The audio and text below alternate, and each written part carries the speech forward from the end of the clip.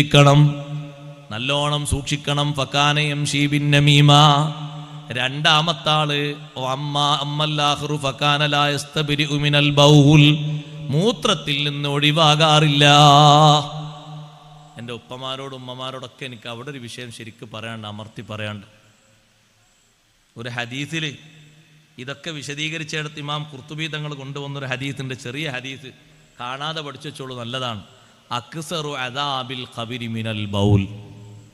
അധിക ഖബർ ശിക്ഷയും മൂത്രത്തിൻ്റെ കാരണത്തിനാലാണ് എന്ന് സയ്യിദുനാ റസൂലുള്ളാഹി.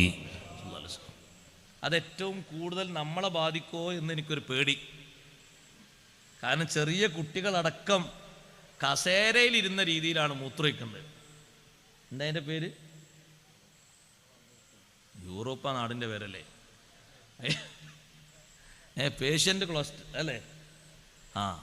അത് വീട്ടിലൊന്നുണ്ടാകുന്ന ആരോഗ്യം കുറവായ ആൾക്കാർക്കൊക്കെ നല്ലതാണ്. പക്ഷെ എല്ലാവരും അതിൽ പോയിരുന്ന എന്താ വിഷയം വരാറങ്ങൾ? മൂത്രം നേർക്ക് പോയി കിട്ടൂല.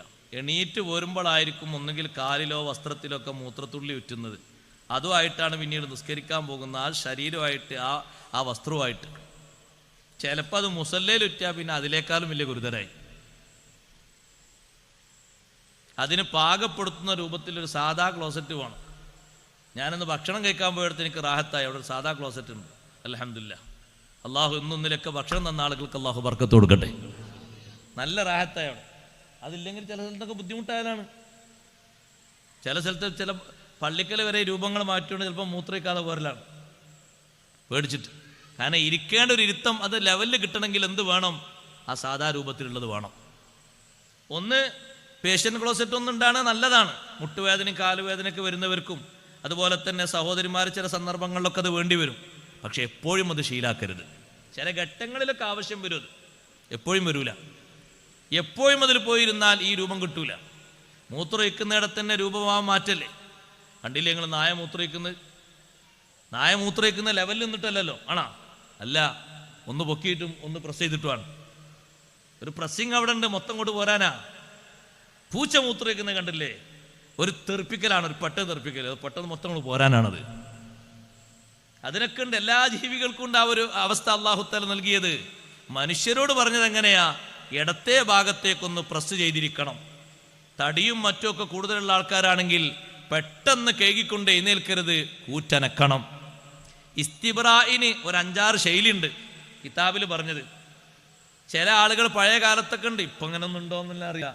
ചില ആളുകൾ കാണാം പഴയ കാലത്തൊക്കെ സൂക്ഷ്മതയുള്ള നമ്മളെ കാരണവന്മാരെ തന്നെ കാണാം. മൂത്രമൊഴിക്കാൻ പോയാൽ അവർ ഒന്ന് മൂത്രമൊഴിച്ചിട്ട് ഡ്രസ്സിലൊന്നും ആകാത്ത രൂപത്തിൽ അവരൊന്ന് പതുക്കൊന്ന് എഴുന്നേറ്റ് നിൽക്കും. അവരുടെ മൂത്രമൊഴിക്കുന്ന ഉപകരണത്തെ ഡ്രസ്സിലാകാത്ത രൂപത്തിലൊന്ന് പൊതിഞ്ഞ് പിടിക്കാനൊക്കെ പഠിക്കണം. പിടിച്ചിട്ട് ഒന്ന് എഴുന്നേറ്റ് നിൽക്കും. ചിലര് ഒന്ന് എല്ലായിടത്തും ആക്കരുത്. ചിലരൊന്നിങ്ങനെ പതുക്കെ നടക്കും.